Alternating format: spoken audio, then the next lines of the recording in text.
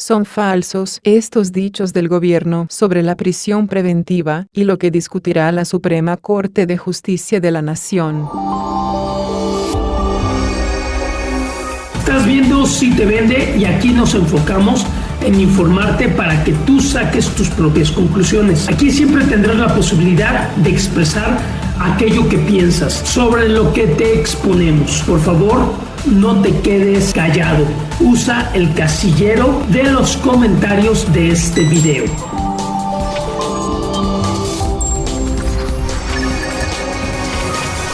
Funcionarios del gobierno federal criticaron que la Suprema Corte de Justicia pretende eliminar la prisión preventiva, con lo que pueden quedar libres 92.000 personas acusadas por delitos graves, secuestradores, narcotraficantes, feminicidas y delincuentes de cuello blanco. Además, señalaron en la conferencia matutina del 2 de septiembre que durante 14 años ni académicos ni periodistas habían levantado la voz para criticar la prisión preventiva. Para empezar, los dos proyectos que discutirá la SCJN no plantean eliminar la prisión preventiva o la prisión preventiva justificada, sino la prisión preventiva oficiosa, que es la que se dicta en automático cuando una persona es acusada por los delitos que menciona el artículo 19 constitucional. Si prosperan los proyectos en la Corte, explicaron especialistas, solo podrían apelar y solicitar a jueces un cambio de medida cautelar a aquellas personas a las que se les aplicó prisión preventiva oficiosa, que no son 92.000, y sin que esto implique que de antemano haya impunidad y liberaciones inmediatas en todos los casos.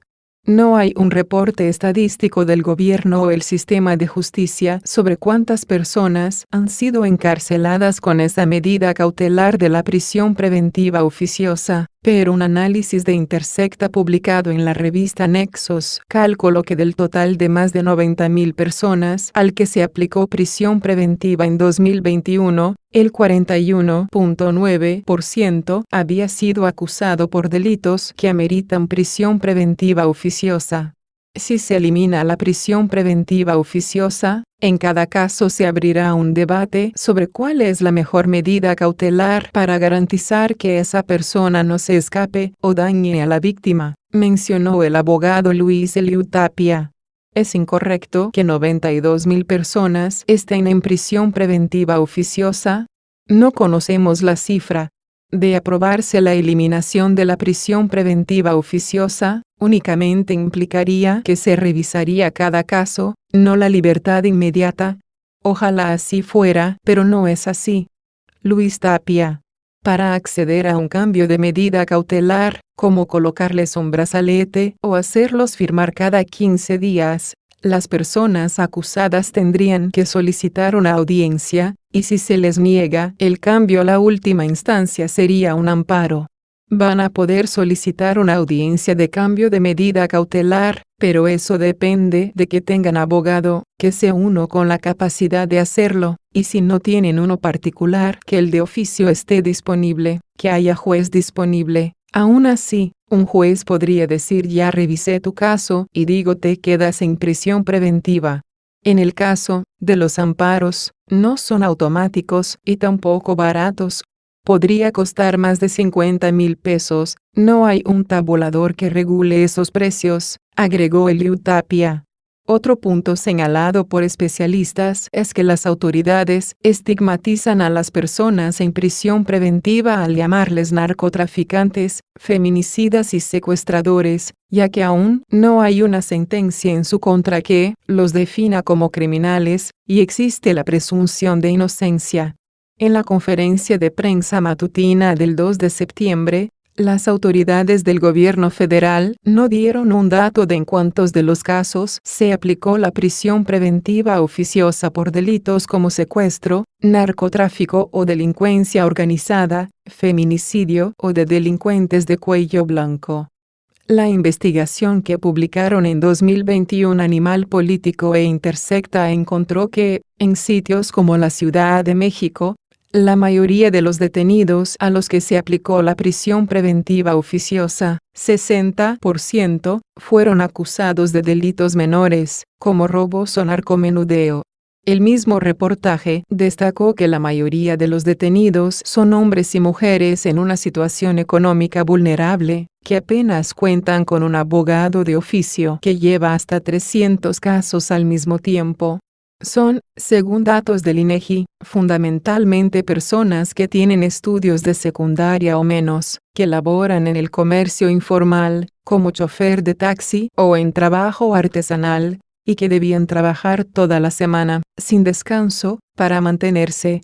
Durante 14 años, entre 2008 y 2022, nadie levantó la voz para hablar contra la figura de la prisión preventiva, ni en los medios de comunicación, ni en los espacios académicos, ni en la opinión pública, y eso llama la atención. Respecto a este dicho del vocero del gobierno, Jesús Ramírez, académicas y académicos recordaron distintos estudios o artículos en los que sí se criticó en el pasado el uso excesivo de la prisión preventiva en el país. La investigadora y abogada Estefanía Vela mencionó el análisis Los mitos de la prisión preventiva en México, publicado en 2004 por la Iniciativa Pro Justicia de la Sociedad Abierta, Open Society Justice Initiative. La prisión preventiva es en muchos casos injusta, porque cada año a más de 40.000 personas, 1 de cada 4 imputados, que inicialmente fueron señaladas por el Ministerio Público, son dejados en libertad al no comprobarse su responsabilidad, se refería desde entonces.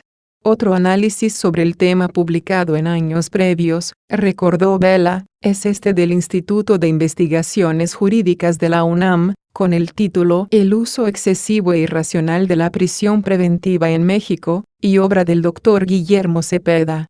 El abogado Tapia Olivares, en tanto, dio la referencia de una columna que publicó en 2013 el Centro PROD, con el título Prisión preventiva, automática y excesiva. También está este estudio de México Evalúa, con el que colaboró la abogada Ana Laura Magaloni, y que fue publicado en 2013, donde se criticó que el uso y el abuso de la prisión preventiva era una de las principales causas de la sobrepoblación y hacinamiento en el sistema penitenciario. Sobre la reforma ocurrida en 2008, dicho análisis destacó que con ella se acotó que la prisión preventiva oficiosa solo podía aplicarse en los casos de 5 delitos: delincuencia organizada, homicidio doloso, violación, secuestro y trata de personas. En los estados que han implementado la reforma ya no es forzosa por ley la prisión preventiva por robo sin violencia de artículos menores como galletas o perfumes en tiendas departamentales, o por daños derivados de accidente de tránsito, señaló el estudio. Además, en 2021, como ya referimos, Animal Político e Intersecta publicaron la investigación Prisión Preventiva, el arma que encarcela pobres e inocentes. El vocero del gobierno también mencionó que el exministro José Ramón Cosío inició un juicio en la Comisión Interamericana de Derechos Humanos para defender a una persona que había sido, con esta figura, detenida sin sentencia durante 17 años. Al respecto, Cosío señaló en su cuenta de Twitter que acudió a una audiencia de la Corte IDH, no de la Comisión, y que lo hizo en calidad de perito de las víctimas para hablar sobre las figuras de la prisión preventiva oficiosa y arraigo. No soy abogado de las víctimas, ni litigo el caso, comparecí como perito para dar una opinión constitucional sobre el tema. Del mismo modo, colocó un enlace de un artículo publicado en el diario El País, en 2017, donde criticó que la fuerte inseguridad lleva a apoyar la solución del encierro del mayor número de sospechosos. Durante los 15 años en el cargo de ministro, tuve la oportunidad de pronunciarme sobre el tema de la prisión preventiva oficiosa y arraigo, en las que fui consistente en señalar que ambas figuras eran inconvencionales. José Ramón Cosío, En la conferencia, Cuevas acusó a la abogada Ana Laura Magaloni de participar en una campaña por la liberación de los asesinos de Acteal, sin preocuparse por las víctimas, y ahora criticar que se implemente la prisión preventiva oficiosa. Al respecto, Magaloni recordó que en 2007, la División de Estudios Jurídicos del CIDE se encargó de la defensa de indígenas tzotziles encarcelados como responsables de la matanza de Acteal, en 1997, porque el proceso en su contra había estado lleno de irregularidades, y había gente de bajos recursos sin la capacidad de contratar una defensoría jurídica adecuada, como ocurre ahora con la prisión preventiva oficiosa. ¿Qué pasó en Acteal? Pues lo mismo que hace nuestro sistema con frecuencia, fabricar culpables, dijo Magaloni en entrevista con Radio Fórmula, criticando que las fiscalías no realicen investigaciones adecuadas para en verdad hacer justicia. Ese mismo sistema que vimos en Acteal, ese mismo sistema no se ha reformado, agregó. Aumentan detenidos sin sentencia. Como te contamos en esta otra nota, la Suprema Corte discutirá 2 proyectos encaminados a eliminar la figura de la prisión preventiva oficiosa o automática. En 2008 se aprobó esa medida bajo el argumento de que así se combatiría la impunidad. Al inicio se catalogaron solo 6 delitos con los que se aplicaría, aunque en 2019 se agregaron una docena más. Pero, como también explicó el especial, la prisión preventiva oficiosa y sumar más delitos para que se aplique no ha logrado reducir la impunidad, ni ayudar a que prevalezca la justicia. Un ejemplo es la historia de Ana Georgina, quien fue acusada por el delito de delincuencia organizada, delito catalogado como de prisión preventiva oficiosa. El delito se castiga con 8 años de prisión, pero acumuló 12 años en prisión, sin condena. José Luis Gutiérrez Román, director de la organización Asistencia Legal por los Derechos Humanos, Asilegal, señala que con el paso de los años ha quedado expuesto que la prisión preventiva oficiosa incentiva la fabricación de culpables. Si te quiero mantener en la cárcel, no te acuso de robo, sino de robo con violencia, te pongo un medio violento, ese medio ya te lleva a que sea un tema de prisión preventiva oficiosa, a ese nivel llega el abuso de la medida, comenta el especialista. Si la prisión preventiva oficiosa es eliminada, la prisión preventiva deberá quedar como una medida excepcional y no la regla, enfatizan especialistas.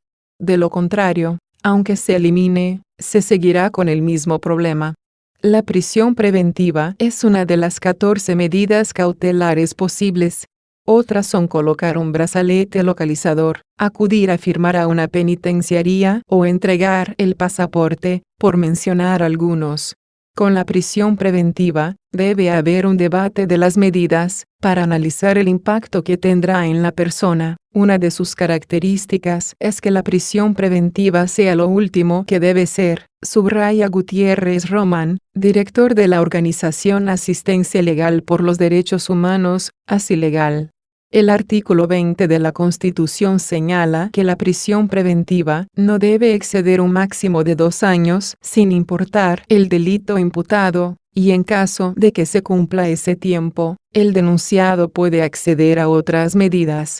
Pero, la realidad es que en México los procesos se dilatan y los denunciados pueden permanecer años en espera de una sentencia, lo cual contraviene a la Constitución y a los tratados internacionales de los que México es parte. El economista y extitular del INEGI, Julio Santaella, citó el Censo Nacional de Sistemas Penitenciarios Estatales 2022 para referir que en 2021 comparado con 2020, la población privada de libertad sin sentencia aumentó 7.6%. 42.1% de la población privada de la libertad no contó con una sentencia, proporción que ha aumentado y es mayor para las mujeres, 52.9%, refirió. ¿Cuánto llevan esperando sentencia? El 29.5% de los hombres internados en centros penitenciarios federales o estatales sin sentencia llevan más de 12 meses internados esperando. 25.373 hombres, mientras que para las mujeres el porcentaje es mayor en 31.7%, 2.073 mujeres. Si es la primera vez que entras a este canal, yo soy Rafael Sosa y entre todos hacemos Si Te Vende. Estamos abiertos a tus comentarios o a tus denuncias públicas a través de este medio disruptivo y alternativo. Coméntanos qué temas te gustaría que tratemos. Nos encanta complacerte. Un fuerte abrazo.